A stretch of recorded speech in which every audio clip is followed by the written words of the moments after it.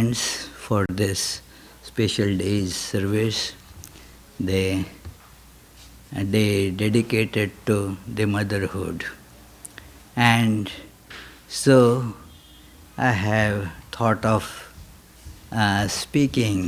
discussing about the nature of this motherhood. And so this topic of Shiva Shakti, which is a very commonly discussed theme in Vedanta and Tantra, that Shiva is described as masculine and Shakti as feminine. But it is always concluded that you cannot really separate them. It is one appearing as two. It is in our awareness that we see when we become aware of the world. We become aware of the two things, like the matter and consciousness. The matter that is visible, that keeps on changing, moves about, that is called Shakti, the feminine aspect. And then the consciousness that is not visible, but we know that it is there. So that is considered as Shiva. And there has been the philosophies, like the most notable example is the Sankhya philosophy, that feels that these two are different principles, and it then further investigates them, but always taking for granted that they are separate, they are distinct, like subject and object. So subject is the consciousness, object is that what one becomes conscious of.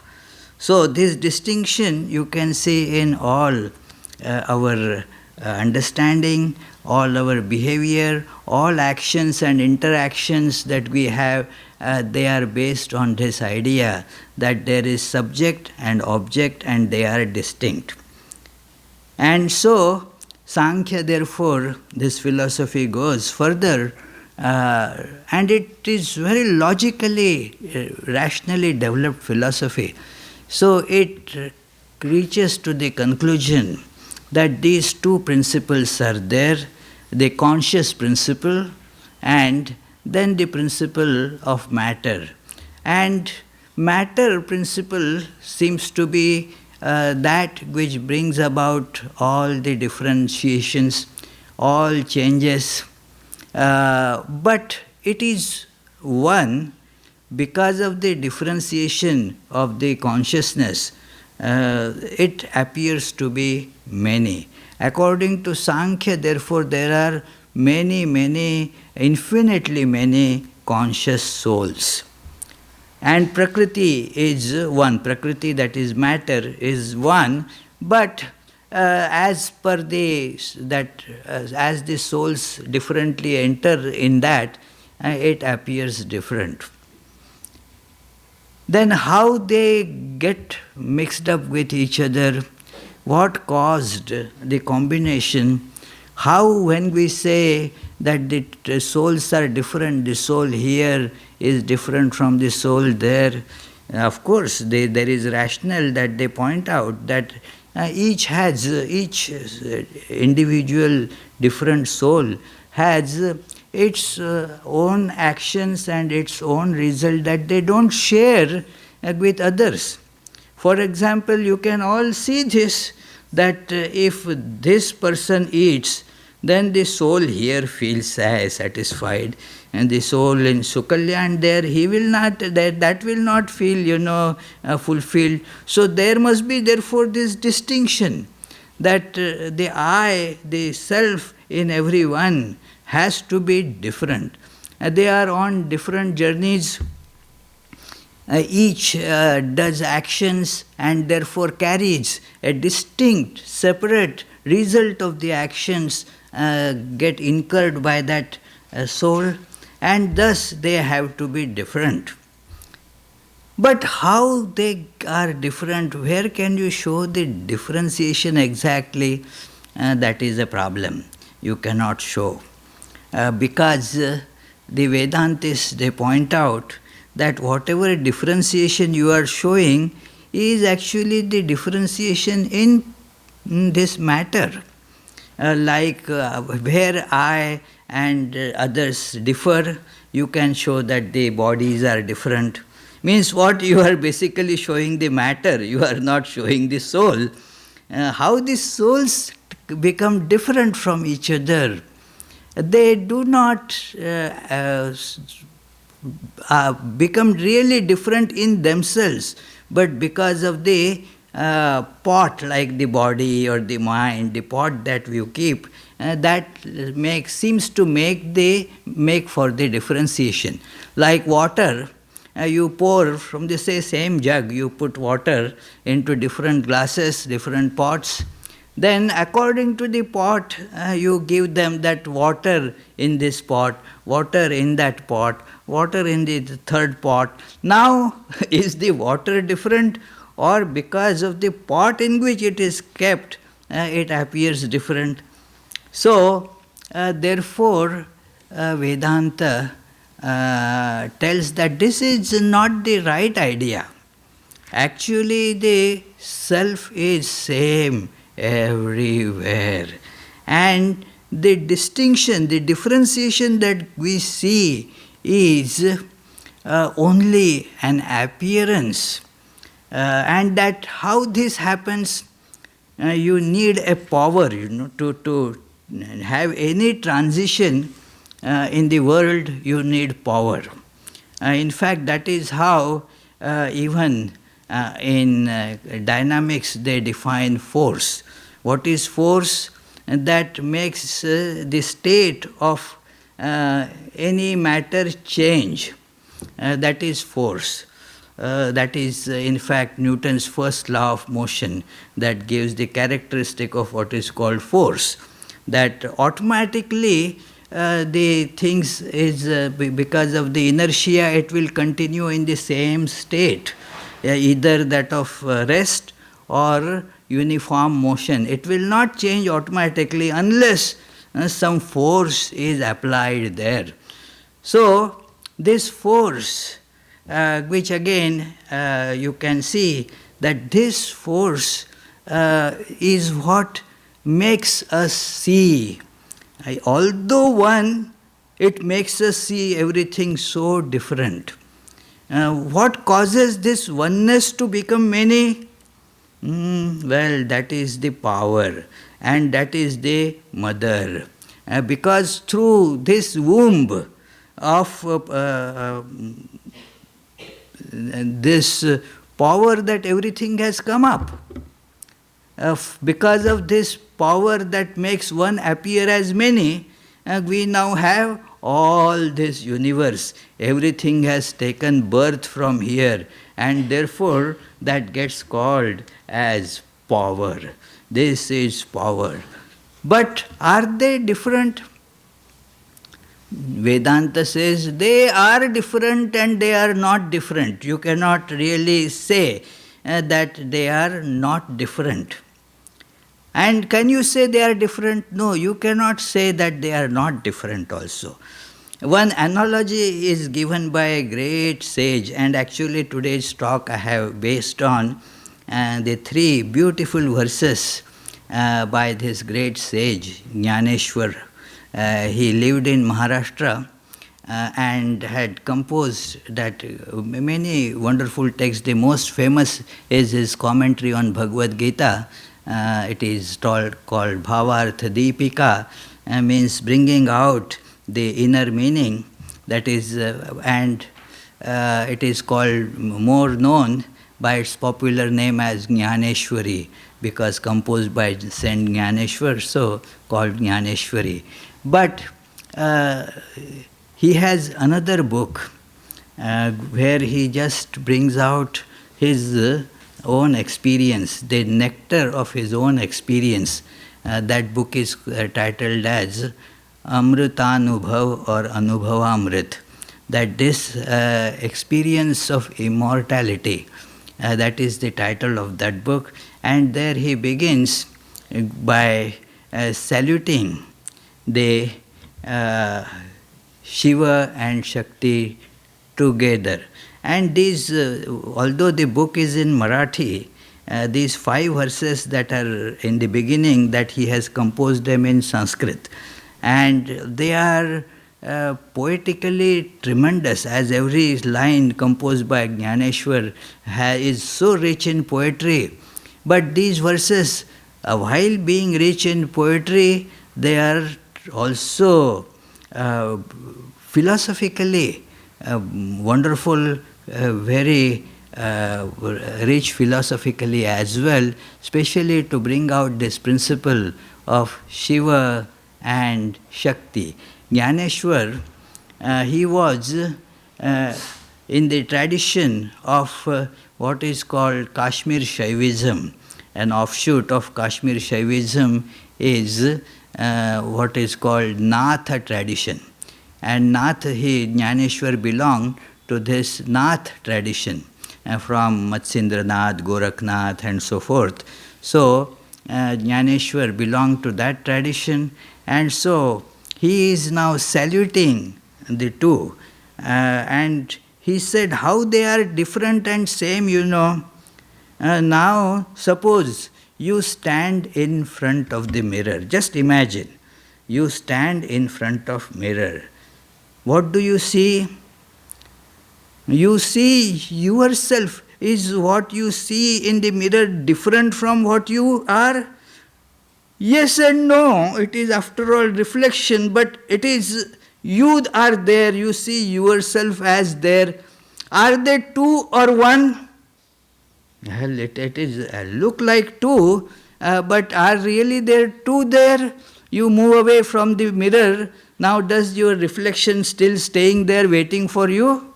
No, it is gone. It is two in appearance, one in essence. You cannot really show the split between the two. So it is said that the beautiful commentary on this says that when one of them, Shiva or Shakti, look in the mirror, they see the other in the mirror. When they stand in front of the mirror, if Shakti stands in front of the mirror, she sees Shiva, and Shiva stands in front of the mirror, sees Shakti.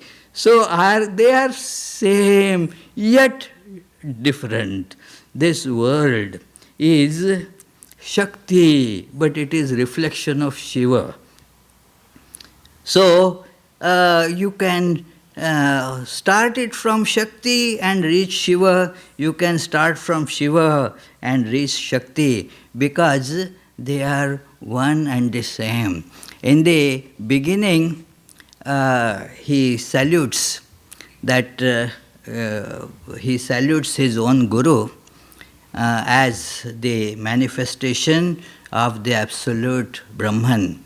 He salutes his Guru Nivrittinatha, and then he salutes that knowledge, that wisdom, and he calls it the Shankari Vidya, means that wisdom, that knowledge which is brings out the essence of Shiva, and automatically it therefore brings out the essence of Shakti, the mother as well.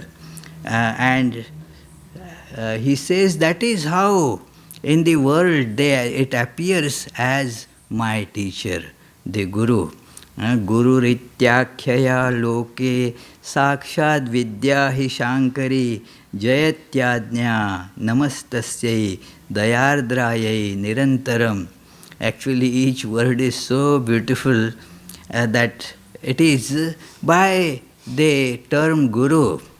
What is called this as Guru is actually this knowledge, this knowledge, this great wisdom, this liberating power called Shankari Vidya, the wisdom associated with Lord Shiva. And what its result is the victory. That is, you get in life, your life becomes fulfilled. And so, and that storehouse of that wisdom is therefore full of compassion. And so I salute that source of compassion, because you cannot really have any compelling power on Guru.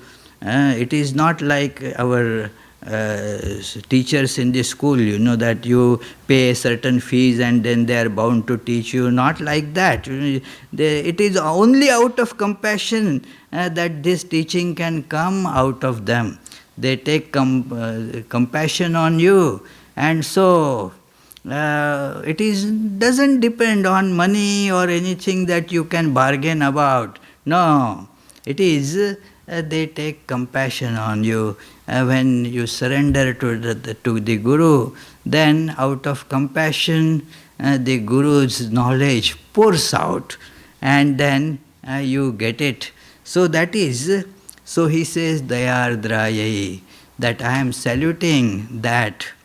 And then he says that it is impossible, this verse is so important a verse, somewhat difficult to appreciate and understand.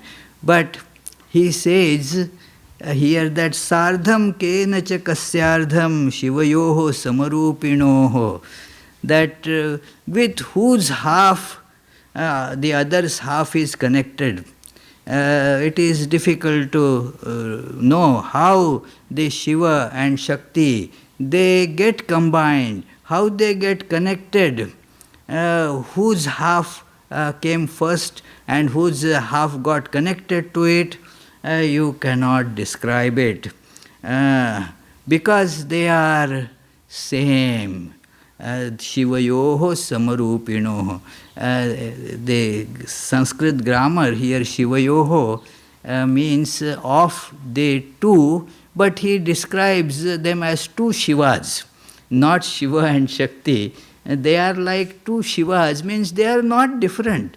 They appear different, but he says, Jnatum na shakyate lagnam. You can never describe how they come together, and when their marriage was set and when the wedding ceremony was performed, nobody knows. It cannot be described how they join with each other, and thus the world, this world gets produced out of them.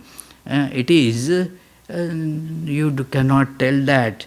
And so he calls it Dvaita Chalan Muhu, means it is just an appearance of duality.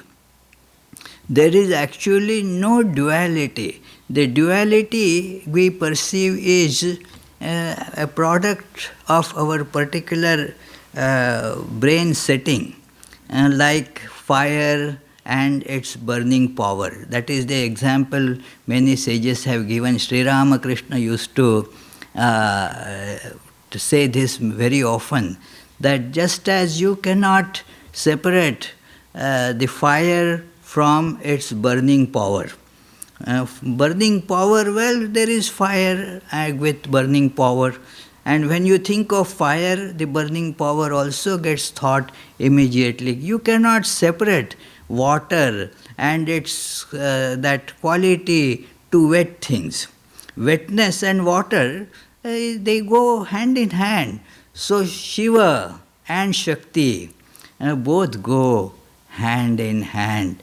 That is the nature of this Shiva, Shakti, together and yet not together. They are one and yet appear as two. And one also you cannot say as one as number. They are, therefore it is called non-dual. Because that saying one number automatically brings the other number also. 1 means 1 plus 1, 2, and so forth, you see. So, therefore, it is beyond enumeration, beyond duality. That is the nature of this reality. They have tremendous love to each other, but what kind of that love? The characteristic of love is oneness. When we have love, then the important thing is that you feel one with each other, that I and my beloved. A sort of bond is there, and that bond means that it is together. Therefore, although this person and this person, they are two, but when we say couple, then that becomes singular, It is not plural. That couple becomes singular, although this person and this person, it is plural. Couple becomes singular.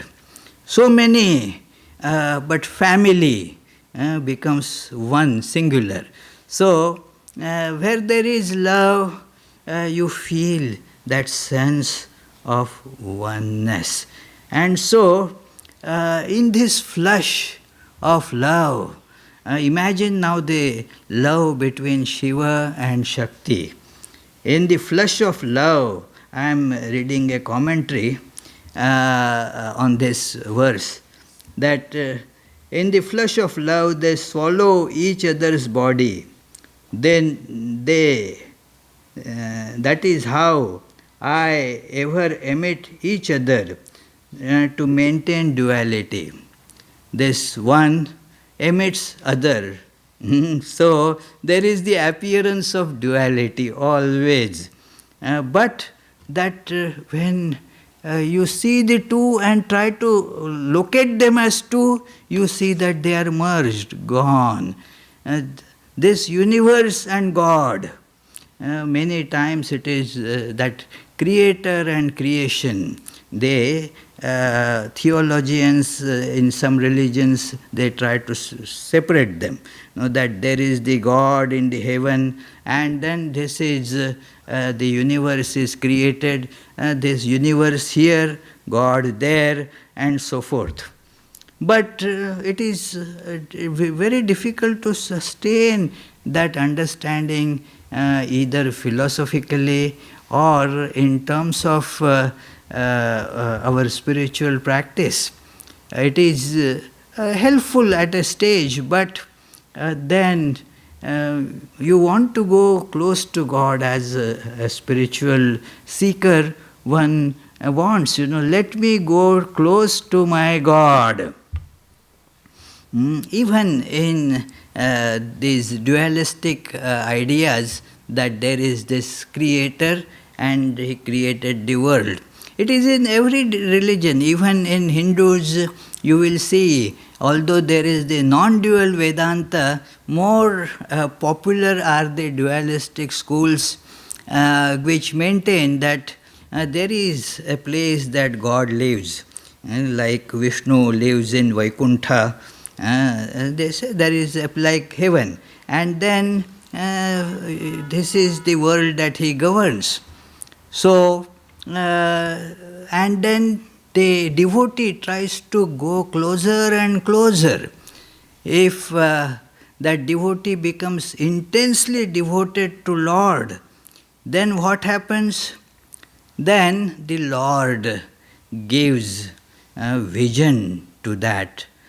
So it is that person then is coming on the same plane where Lord lives.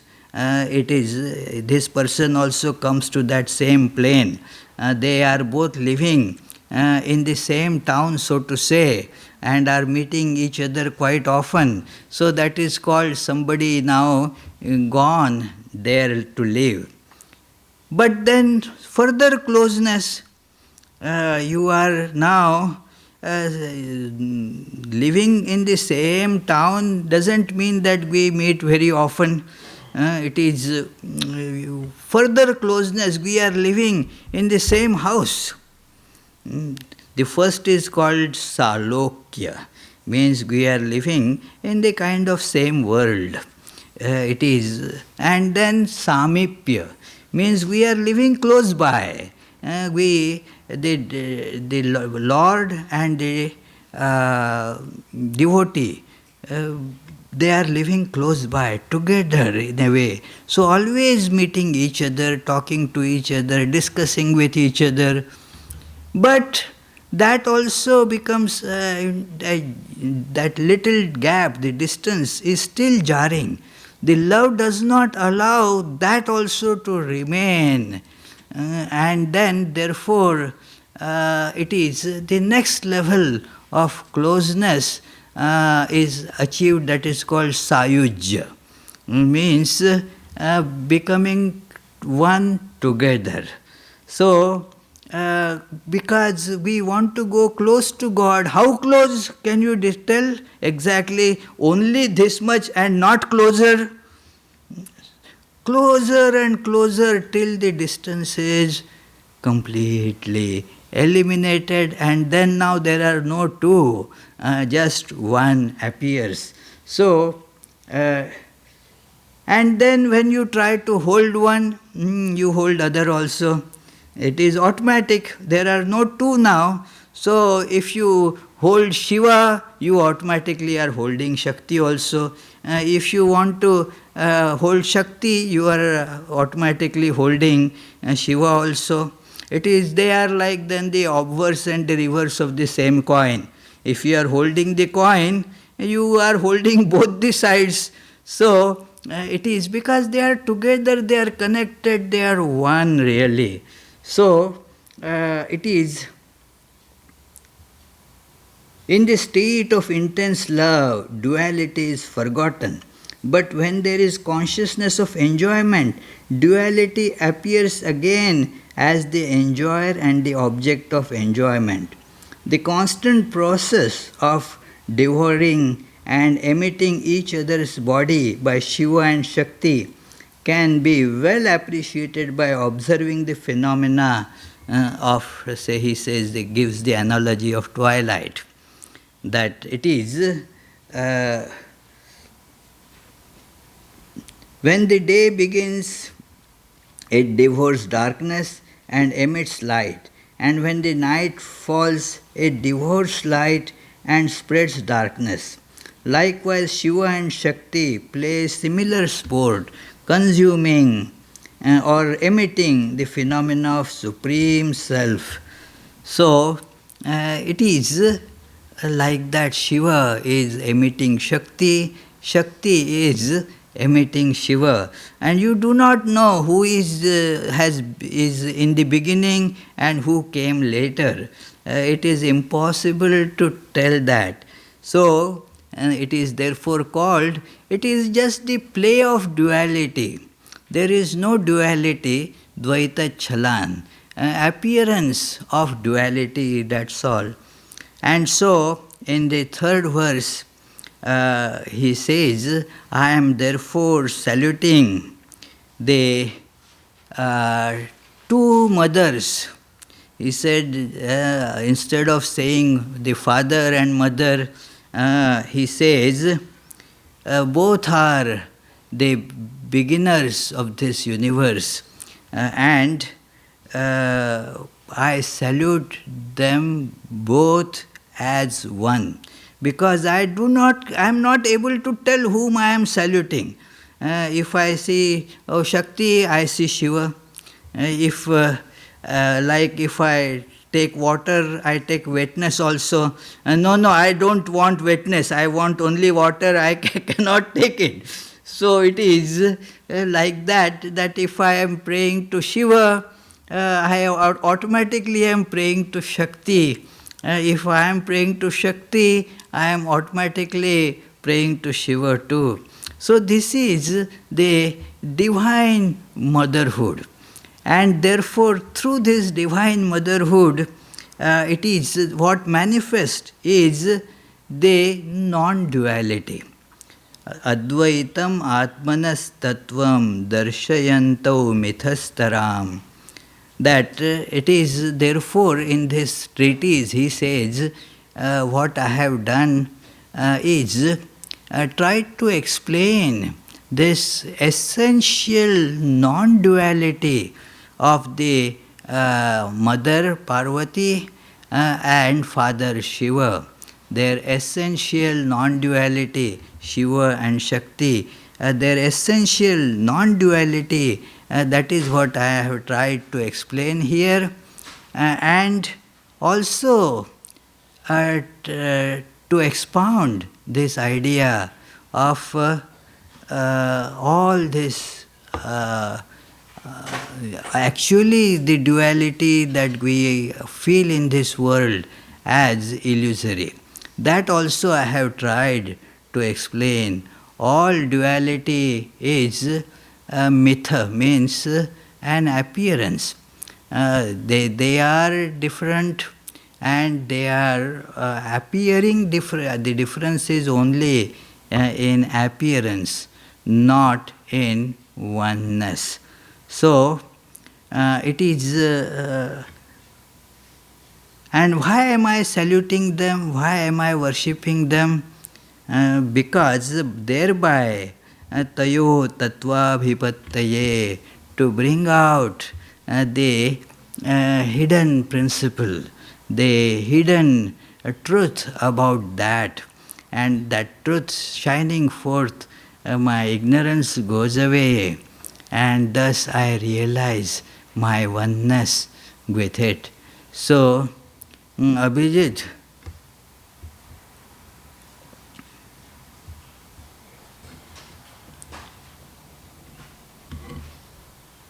put one fan for her here, so that she will not sweat. Also, if you know that you can start that motor up there, that is, it is right now switched off. The circuit breaker, yeah, that the big fan. Who knows that? You know? No. I think we have to do anyway. So just put the fan down in the basement, yeah. But put this fan for her.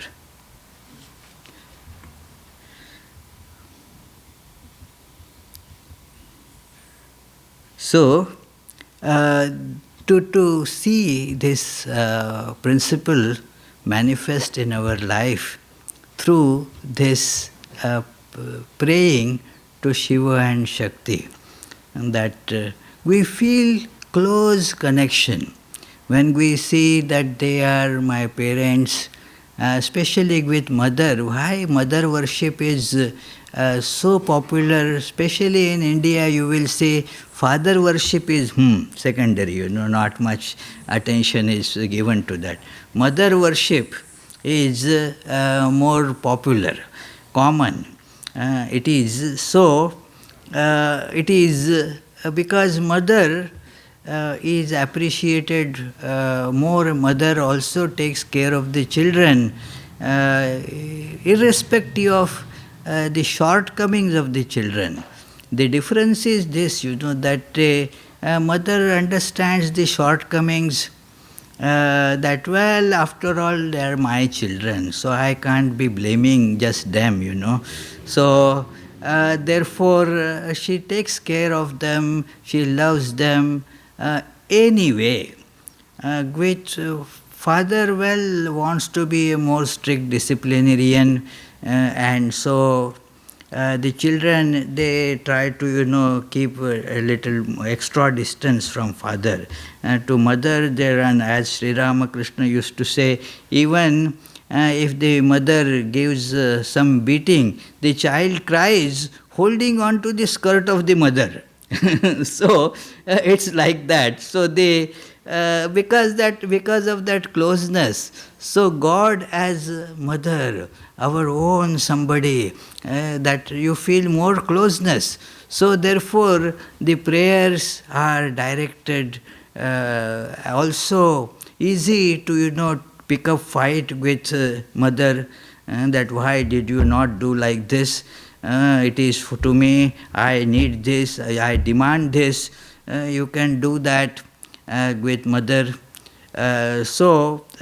Without much fear. With mother, there is the fear, the children don't fear mother. So, therefore, the prayers to mother.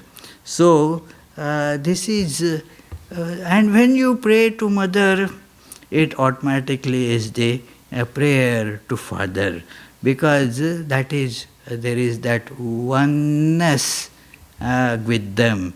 It does not become different at all. You are seeing them too, but that difference is really in appearance. So, when we see the duality, I and the other, matter and the soul, let us feel that oneness, that it is not really different. It is the appearance is matter, and when you try to seek it, it all becomes the consciousness. So they are one and the same. This commentary further says, therefore, they are neither one, as they are not exactly alike.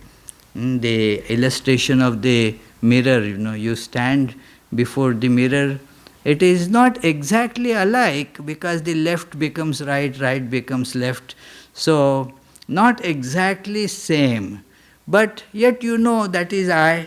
You don't think somebody else has come and stood in the mirror.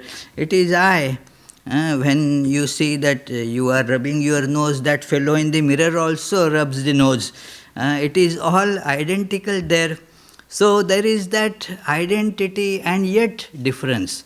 So in this world, it is this multiplicity is all matter of appearance. It is actually this self appearing as in so many varieties. That appearance of variety is sometimes termed as mother, one appearing as many. It is in Bhagavatam, therefore it is described when the gopis were all dancing around Lord Krishna, that it is described there that it is not that the Shri Krishna was dancing with somebody else. It was like so many mirror images of Krishna. With them Krishna was playing. It is like a child.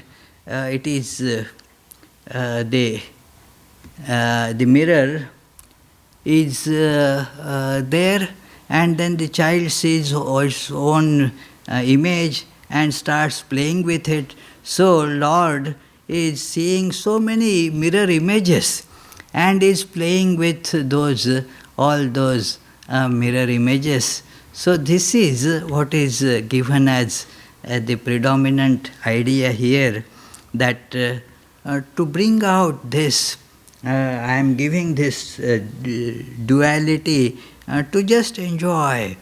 It is like it is just enhancement, the manifestation of beauty.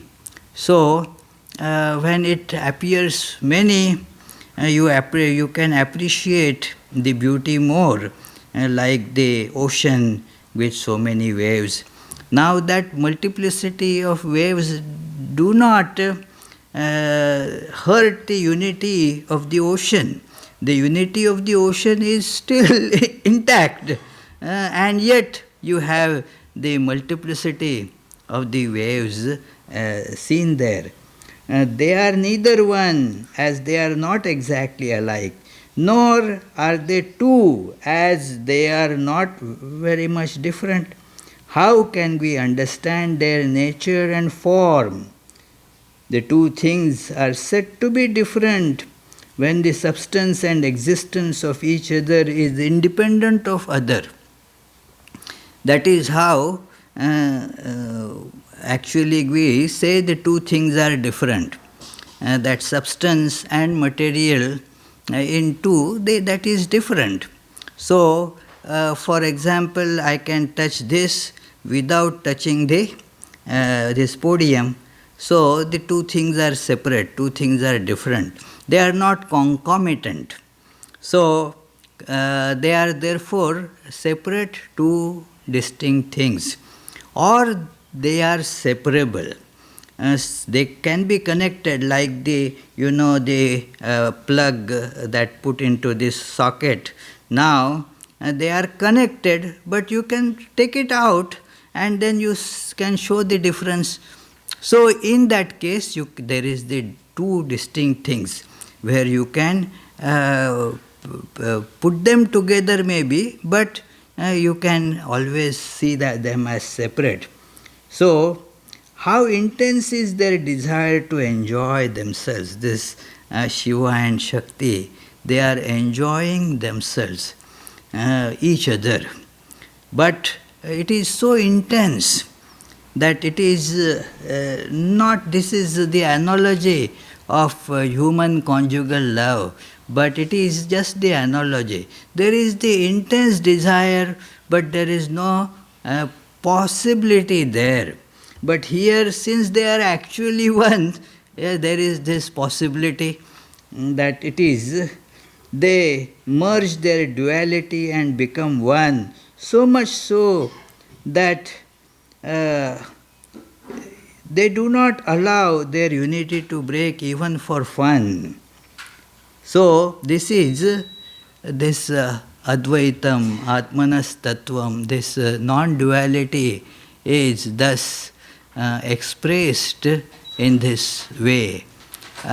This talk will be concluded. I salute the mothers who are manifestations of the Divine Mother. The earthly manifestations of the Divine Mother are all the women, because through them it manifests. So this is the manifestation of the Divine Mother. So I salute them, and there will be a dance depicting this idea of Shiva and Shakti. It is going to be performed by Anuradha Tata. Many of you have seen her dances here. Some of you might have also seen her teaching dance to students, and she is expert Bharatanatyam dancer. So she has taken up this theme to dance, and there is this song which is actually in Tamil language. The meaning will be displayed on the screens, and it is composed by Mahakavi, which means a great poet, Subramanya Bhartiyar, and it is in Rag Nattai and in Aditala. The rhythm is Aditala. So I am very thankful to Anuradha for agreeing to perform.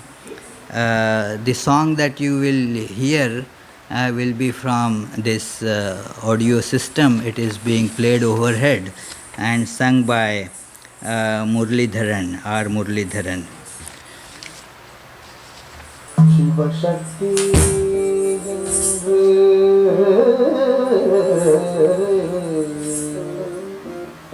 Shiva Shakti Shakti Bodhita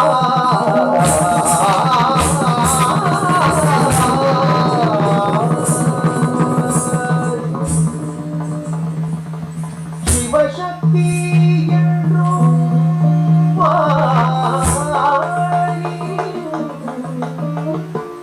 Shiva Shakti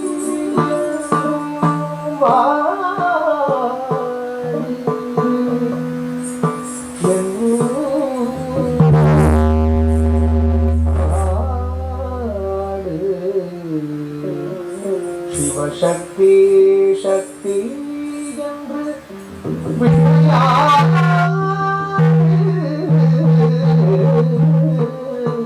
Vilaya